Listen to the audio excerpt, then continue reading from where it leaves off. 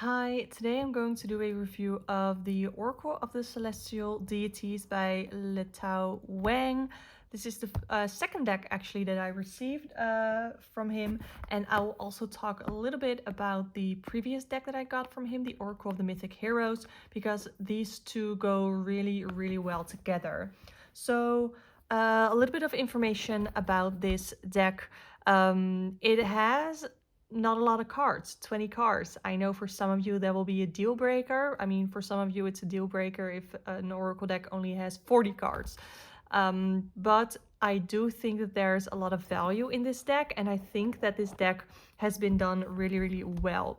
So all of these cards depict like an important planet in astrology. Now, Letao also makes the comment in the guidebook that he uses astrological, like traditional astrological vocabulary and terms instead of the astronomical, like the sun is a planet instead of a star, that kind of thing. So every card here has one of those planets, and we're gonna go into the cards in a little bit because the art is really good, and it also comes with really good keywords on the bottom of the cards. And you guys know I am a sucker for an oracle deck with good keywords. So let's get into the guidebook a little bit.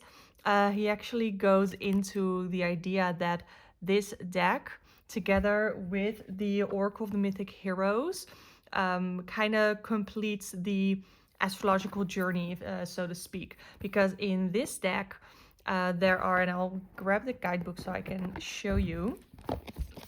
In this deck, the heroes, they're not just your regular like mythic gods and goddesses. These are like the lesser known heroes that still have a very important story to tell and to depict and to learn from. So these are all divided by the astrological signs. So heroes of Aries, Taurus, Gemini, etc. And then you have the creatures of the lunar cycle. And then this deck has all the planets that govern over those signs, plus a couple more that I find really interesting to learn more about. And the thing is, okay, Letao, he really knows his stuff. He goes really in depth, especially in this book. He goes so in depth. Like, look at this. This is like an entire novel that he wrote. And it's really good. Okay, I have heard from other people that have gotten that Oracle of the Mythic Heroes after watching my review. They really love the guidebook. This, of course, we have less cards, so we have a thinner guidebook. This is more of a novelle instead of a entire novel, but it's still really good. So he goes into astrology for beginners here and a little bit more information. And we have some spreads, and then we get into the cards. So let's take a look at this first card here. We have sun. We have the astrological symbol here. And again, I really like oracle decks with keywords, especially when they're good keywords. And I think these are really good, especially if you are maybe learning astrology a bit more. So you really get the vibe behind a certain planet when you do your own chart. So here with sun, it says center, self, and the wish to shine. And everywhere it says the wish to. And I think that's such a good idea because I feel like, if I remember correctly, the previous deck was also sort of combining astrology and mythic heroes with psychology, and I feel like he's doing the same thing in here, even if that was not really the idea of the concept. I can't really remember right now, but I do think that that is what he's done here. So in every card it says the wish to, and I think that is really smart and really helps you to use this oracle deck maybe in multiple different ways, because he even said in his email to me that yes, there are only 20 cards, but this deck is really versatile, and I definitely agree. So here we have sun, the same symbol and keywords.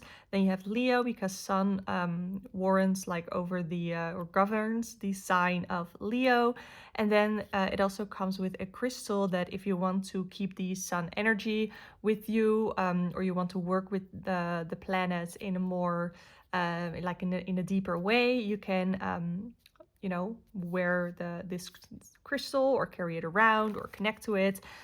And then you have like quite a bit. And the same thing was in the other guidebook from the other deck here. But he really goes in depth, and I like that it is not in a super like storytelling way, but it's also not just facts, facts, facts. It's more in a conversational way. I feel like that he writes. So I really like that. I feel like it's really approachable. English is not my first language, but I do think that I'm pretty good at speaking English. And yeah, I don't know. This is just, for me, really easy to read. The funny thing is here, they also talk about, like in this case, the god of the sun, and he goes more in depth in some of these Greek as well as Roman deities connected to the planetary energy. So I think that's really interesting, and you can really this is like a crash course in the astrological planets, to be really honest. So let's take a look because there's more, okay? This is like the crash course on the sun. Then it says the teaching. If you want to use this deck purely as an oracle, this is the bit that you're going to read. Then there is a bit of the career, like if you pull this in a career reading, what it means. If you pull it in a love reading. And I think that is really cool. And again, that is what makes this deck really versatile. So let's put the other things away here. I have some glitter from glitter yarn when I was crocheting. So let's get into the deck, into the cards. We have looked at this one for a while. I will say, like all of these people, just like with the other oracle deck, they're very body beautiful. I think it makes sense because it depicts gods and goddesses, and that is the way that gods and goddesses were always portrayed. They were portrayed as like perfect people. The same thing in my Mythos tarot. They are all really like beautiful, but I think that makes sense because they're depicting gods and goddesses.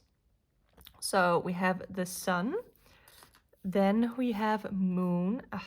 I do think that the artwork is really pretty. Like, I feel, even though she's not looking at me, I do feel sort of a connection to her vibe, her hair, her clothing. And then it says emotion, instincts, and the wish to protect. And you definitely see that in the image, to protect. Not just like fighting, not just being super aggressive, but more coming into action when it's needed. Then we have Mercury. This is Hermes, I think, with the wings here. Travel, communication, and the wish to adapt. I really like that for Mercury, the wish to adapt. I think that makes a lot of sense. So there's a lot of movement here. We have the Aros. We have him in a pose. Look at those muscles. That's so funny.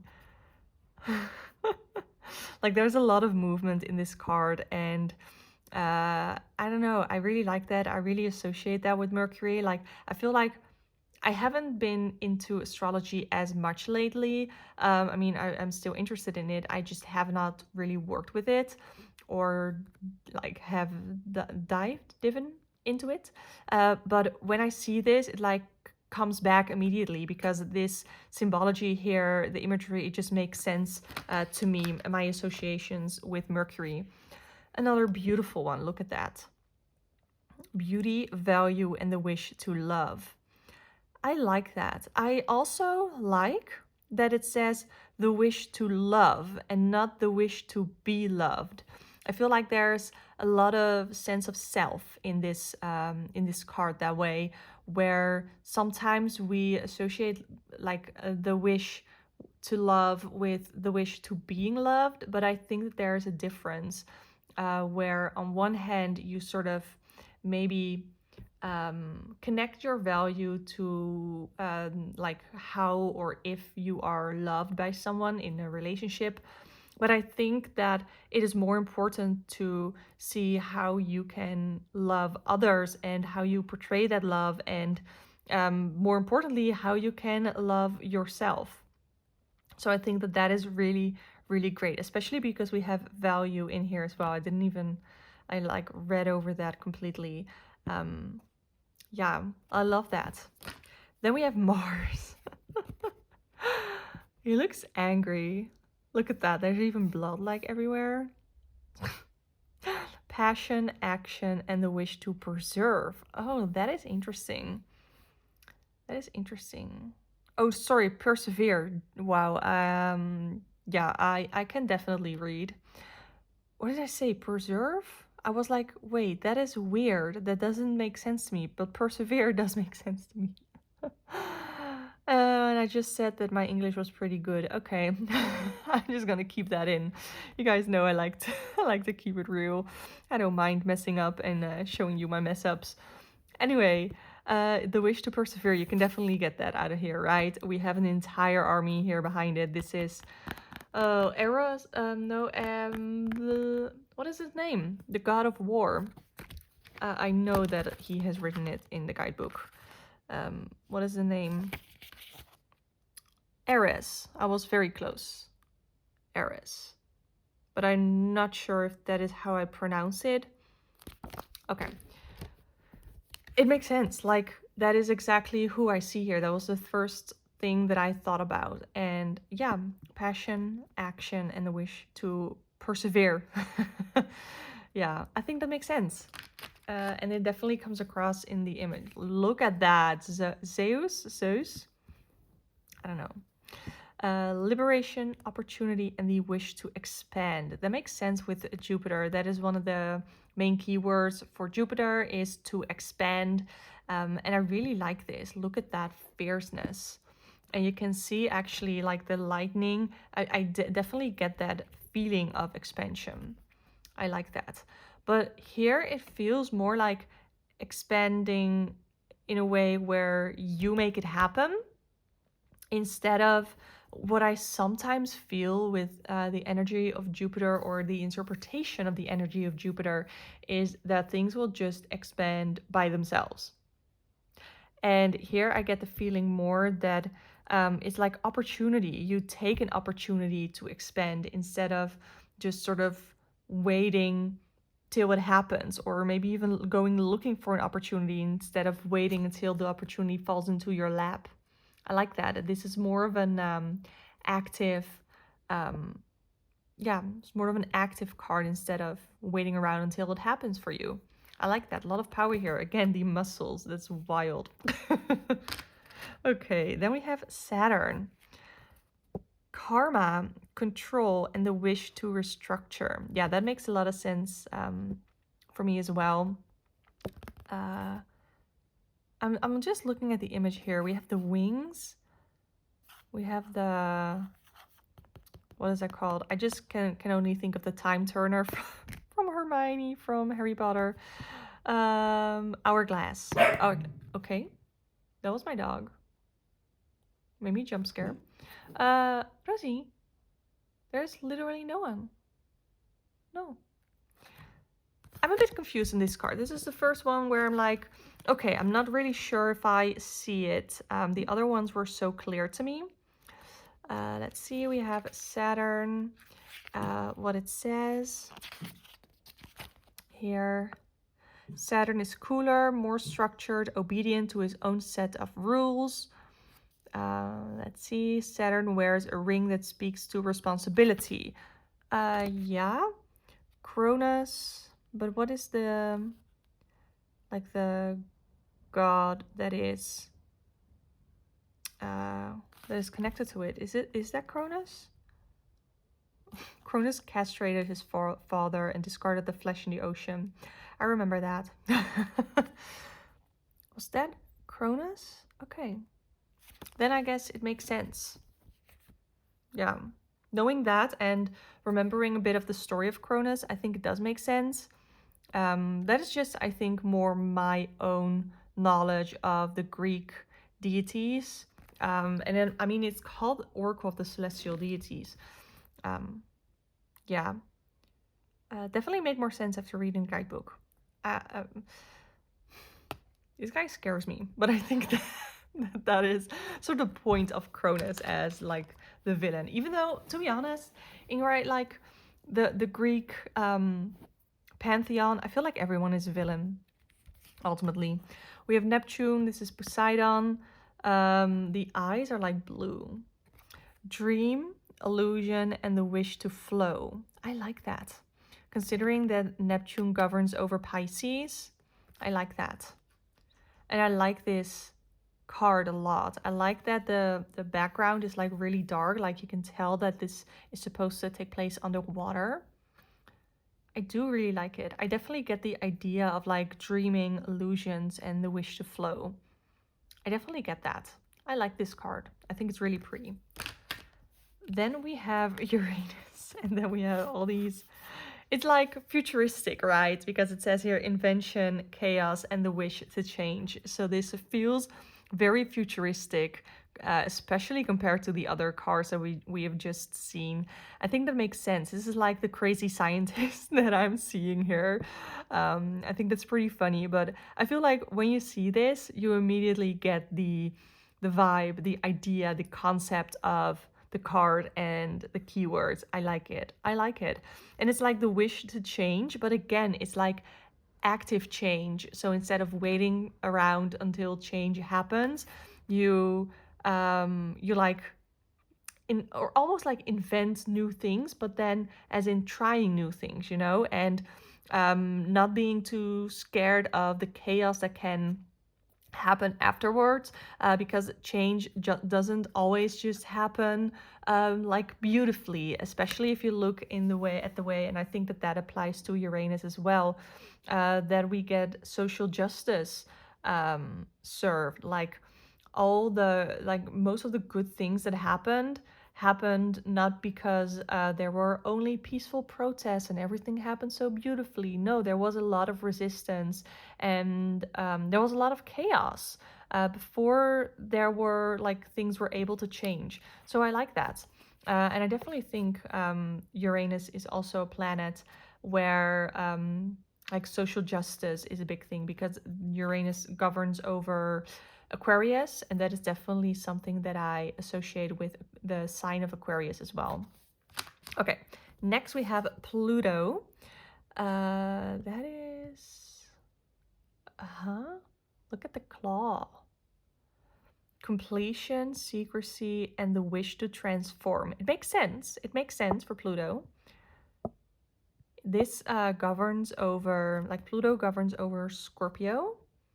I'm just sort of like looking at it. Like, what am I seeing? Again, we have the darkness. We have a scary looking person. Let's take a look at what that deity is. I feel like this makes sense to do it in like this way. Flipping through the cards and wanting to see what those are. It's Hades, of course, right?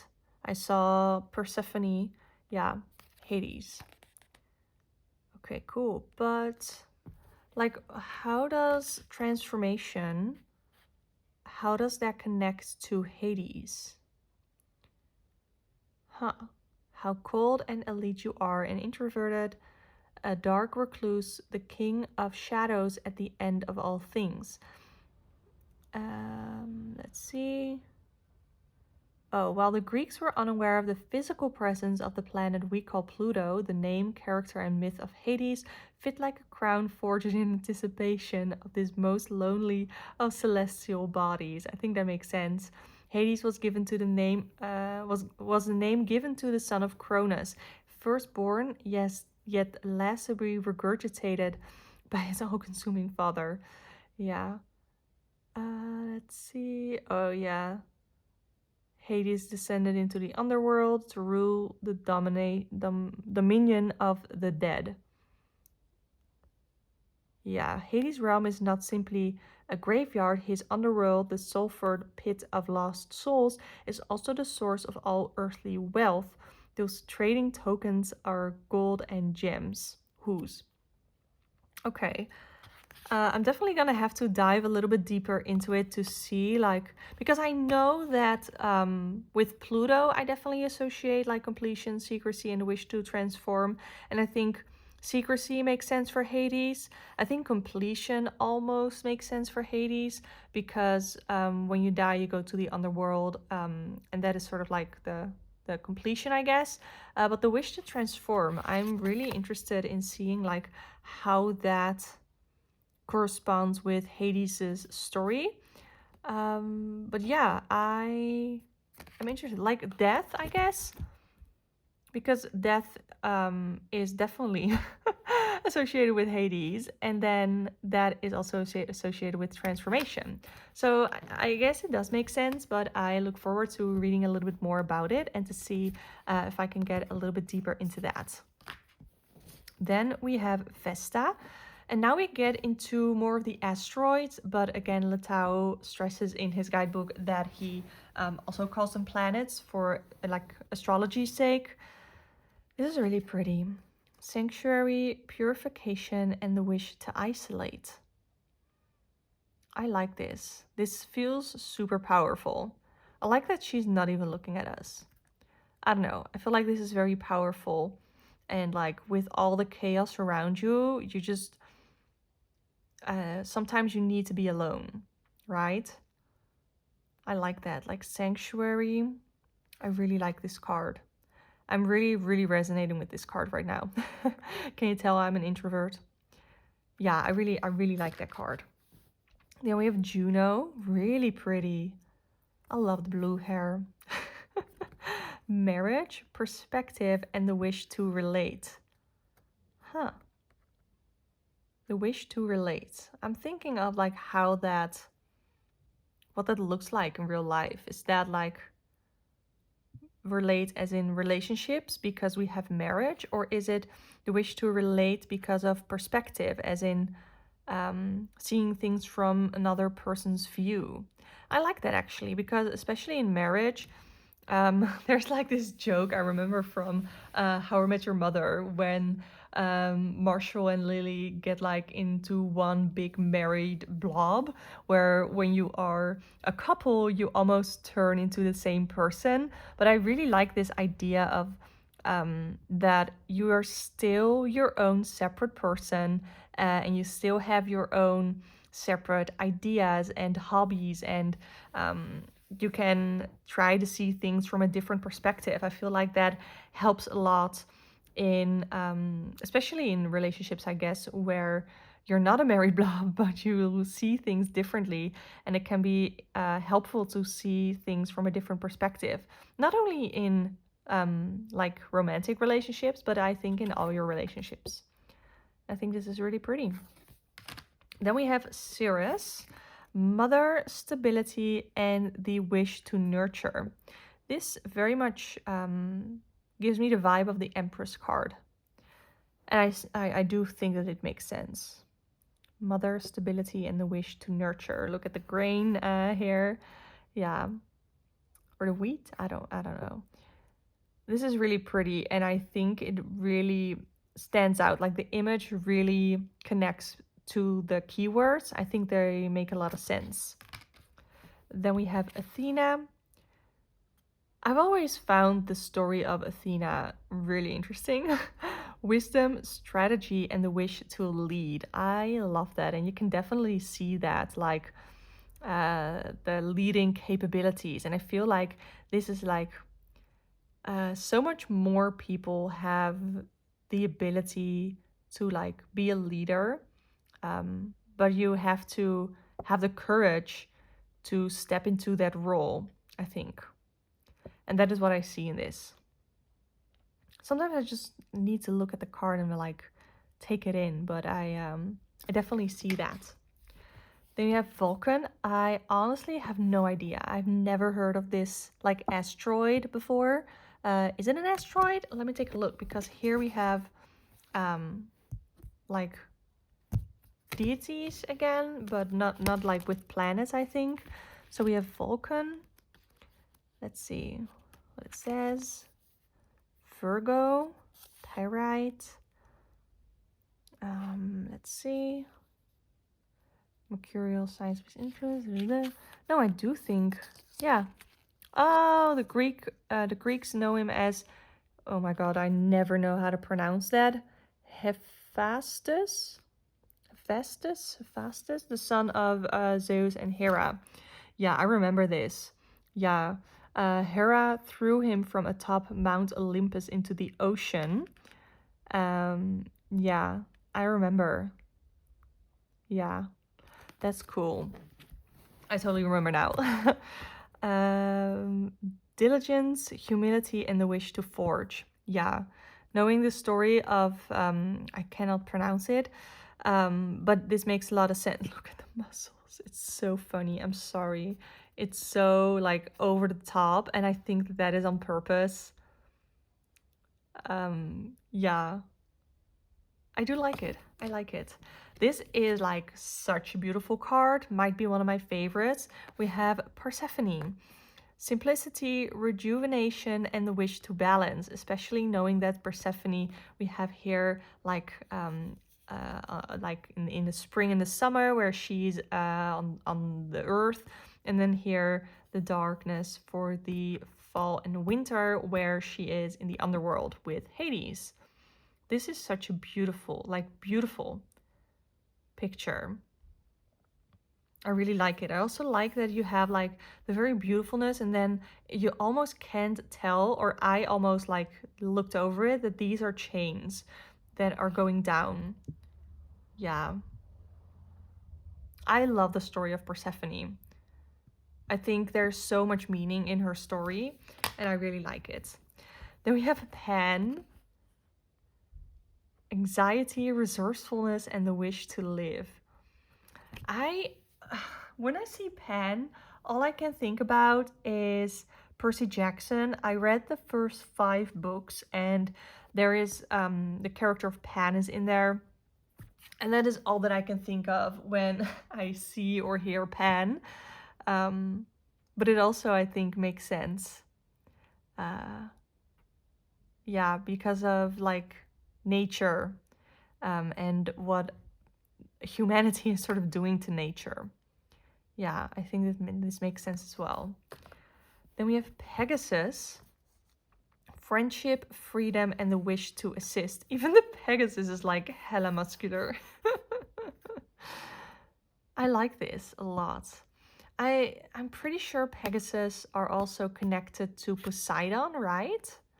Or horses, at least. But Pegasus is a sort of a horse. Yeah, friendship, freedom, and the wish to assist. I really like that. I love that. And then we have Eros. This is so funny to me, this image. I don't know, like Cupid. Desire, playfulness, and the wish to connect. I like that as well, because there's so many different ways of connecting with someone.